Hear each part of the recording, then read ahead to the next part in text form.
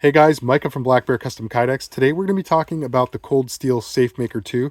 This is my probably 20th attempt to record this video because I just keep having my phone ring or I ramble and get off off track. I'm like Joe Biden here. So if I just leave you guys to go teach a class at UPenn, forgive me. He's got jokes. I can't resist, guys. Yeah. Anyway, if you know, you know. All right, so we're talking about my Cold Steel SafeMaker sheath, SafeMaker 2 um, featured or production sheath, whatever you want to call it. And these, I want to just clear the air, guys. These are not custom sheaths. It drives me bananas when I see such and such custom Kydex brand name and they only have products like this. They don't actually do custom orders, but they're calling these custom sheaths specifically, like custom SafeMaker 2 sheath. Choose your color, choose your carry. That's not a custom sheath, guys. It's the same as if you go to Walmart to buy a bath towel and you can choose, like, I want the Martha Stewart brand, or I want the Pioneer Woman, or the Walmart, whatever their brand is, and I can choose the color. That's not a custom towel. If you go to a car dealership, you buy a 2020 Honda Civic, whatever trim package in red, that's not a custom car. It's a nice car. There's nothing wrong with it. Might be the best car you ever drove, but it's not a custom car. So I want to just kind of clear the air and make sure that we understand the difference between the terminologies and just call a spade a spade. I'm not saying that their products are not as good as mine. They might be far better. Who knows? That's for you to decide as the end consumer. But what I want to do is just be honest with you right out of the gate and tell you this is a production item. It's something that I try to sit down and make 20 of these at a time because it makes sense. I can make more of them per hour if I do bigger batches. Essentially, that's all it breaks down to. In the long run, I'm not an hourly paid person, but when I try to break down what I've earned per hour, I earn more when I'm able to batch out, bigger batches of, excuse me, bigger batches of a given product. So that said, these currently are my best seller on my website as a featured item, and I wanted to start expanding the color options. I believe currently I only have them listed in black, but today I'm going to upload listings for OD and FDE as well. And now this is a perfect time to segue into, well, why are you listing them separately? Guys, if I wasn't bald already, I'd be pulling my hair out with my website. So if any of you out there are web developers or just skilled with the back end of specifically WooCommerce, please reach out to me. Happy to pay you or happy to do some kind of trade. You're going to get something out of it for sure. And I will be generous on my side of that arrangement because this problem has persisted for a couple of years now and I'm just sick of it. So right now, what it is every time I try to just like activate the form that allows me to put drop down options under a product listing, it breaks my website. I have no idea how that could possibly be the case, but it just destroys my website. So I have to undo it. I have to pay support to fix this, that, the other. It is such a calamity and a headache. And I just know that I'm not sorted to do it on my own because I'm bad with website backend stuff. I don't know much. So I'm out of my depth on that. So if you happen to be skilled there, please reach out to me and we'll work it out. But currently what it is, I have to just list these things on their own. So I could list SafeMaker 2 sheath in black with a tech lock, but then I'd have to make a separate listing for a grip hook, separate listing for an ulti clip, separate listing for soft loops. That's going to be 5 different listings, one on its own and one with each of the 4 carry setups. That seems ridiculous to me. And then same thing, 5 more for this one, 5 more for this one, and any other color I decide to add. So instead, I'm doing individual listings for the colors as a standalone sheath, and carry options are a la carte. I think that's probably the most streamlined way to do it with what I've got available to me at the moment. And I know that's annoying, but guys, bear with me. I promise I'm working on resolving it. I just want to make sure that I resolve it in the way that's most beneficial to me. I don't want to go spend $700 on a web developer to fix this for me if I could do it privately with one person that knows what they're doing and hook them up. That's what I would prefer to do. So all right, guys, that said, these are my most popular seller at the moment, and because of that, I wanted to try to offer something back to the community that has just been supporting me with increased sales on this particular product by lowering my price. Guys, in a day and age when inflation is running out of control, all of my expenses have increased in the last several weeks, certainly over the last 3 years. And as things keep increasing, I'm doing my absolute best to tweak my processes rather than raise the price. If I can make these faster, I can afford to offer them cheaper, right? That only makes sense to me. I want to do that because I feel the burden of inflation, and I know that you guys certainly do as well. Most of the people that support my products are low income earners or middle class. And I know that some of you out there are wealthy, and I really appreciate your support too. Every customer to me matters equally. I'm not trying to say anything like that, but I do know that there's a barrier to entry with certain buyers, and I'm trying to make all of my stuff as accessible as possible, at least on the production side of things. Custom orders are a whole different ballpark.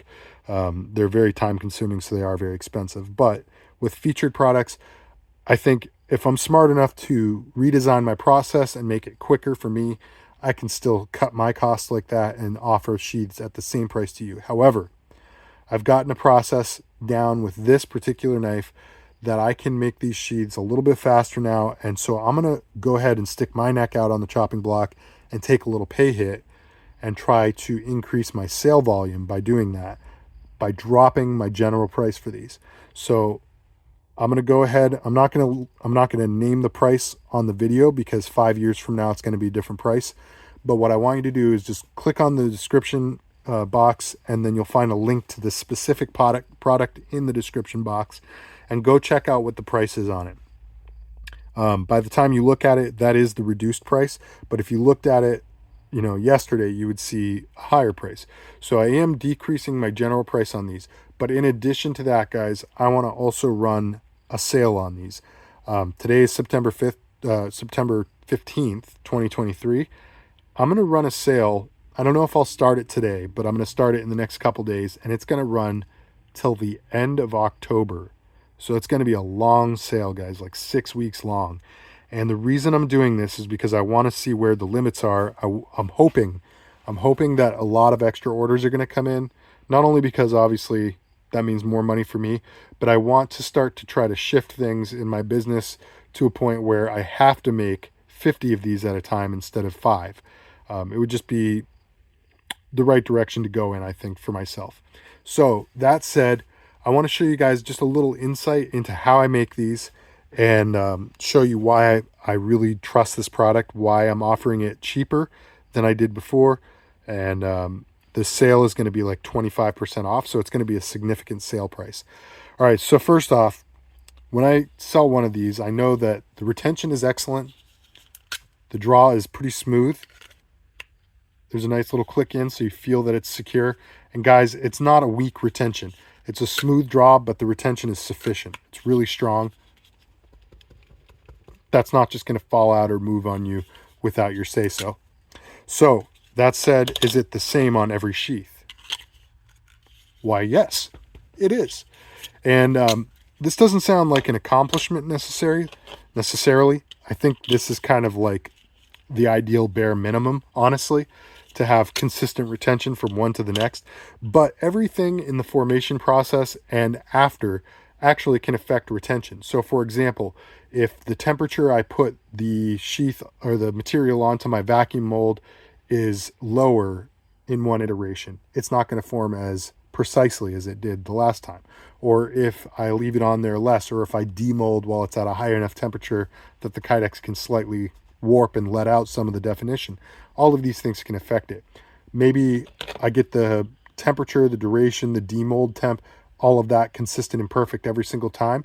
Well, let's say I go to sand this, and when I'm sanding, some of the material gets pushed up in there and creates a little wedge that opens the sheath up just like the tiniest 1/100th of an inch. That's actually going to change the retention significantly. It's going to change the fit, the finish, everything. So having a process that you can really rely on that gives you perfect, identical, repeatable results is actually harder than it sounds. And it's something that I've worked on for a long time, and I still struggle with certain products are just harder to do it than others. But with this one, I'm really, really getting into a groove and finding the perfect way to do it. So let me go ahead and show you. I design all of my vacuum molds myself. I don't buy anybody else's vacuum mold because I don't want to be a company that offers, You know, it's a thing. There's like a few companies out there that produce molds for a specific firearm usually, but some knife molds out there. I don't want to be the guy that buys the mold and the trim template from the same company that 50 other Kydex guys are buying their stuff from, and I'm just offering you somebody else's product. That's really all that is. Maybe I have a warranty on my product that's better than somebody else's, but it's the same product. And any monkey can vacuum form and trim something. Seriously, it drives me bananas. So what I do is I make all of my own molds. I design them from the ground up in CAD, and then I machine them myself as well. This is machined out of aluminum. I have a Shark SD120 CNC currently, but I am looking at something bigger, more powerful, quicker, more accurate, all that. So it's probably going to be a while before I can afford it, but yeah, just know that, guys, I am really working on something big for the future. So um, if you're interested in knowing more about that, stick around because I'll have another video on that pretty soon, I think. All right, so vacuum mold, and now I'm also creating dies. A die is just the negative of your mold plus excess for the material to fit in between the two. So essentially, when you do what I call die vacuuming, I didn't invent vacuum forming, I didn't invent dies, I probably didn't invent die vacuuming, and nobody in the Kydex industry did. So if anybody's telling you that, they're lying, guys. Vacuum forming and die forming were invented decades ago and used for manufacturing processes. They just happen to work beautifully for Kydex.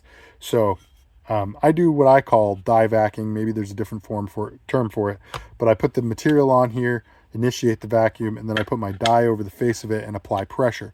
What this does is not only gives me identical definition every time, it guarantees that even if the material wasn't quite hot enough, these little grooves here are going to push it down into the retention space, which is this little divot right there over the shoulders of the knife.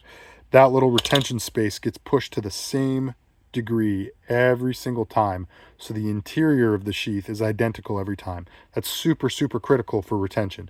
And then from there I have trim templates. I finish all my stuff the same way, and yeah, so we're left with a really consistent end product, which just translates to you, the end user, getting a product that you know you can rely on, and that'll be really high quality. So again, it's not a custom item. It is a customizable item in some ways, where you can choose perhaps between different colors and carry setups. And by the way, if you see, hey, this is OD green, but I really wanted Cryptek Mandrake, feel free to email me or call me. You can find my number on my website, I believe, and or just email me. That's certainly listed there. I'll also put that email in the product or in the description box down below here in this video.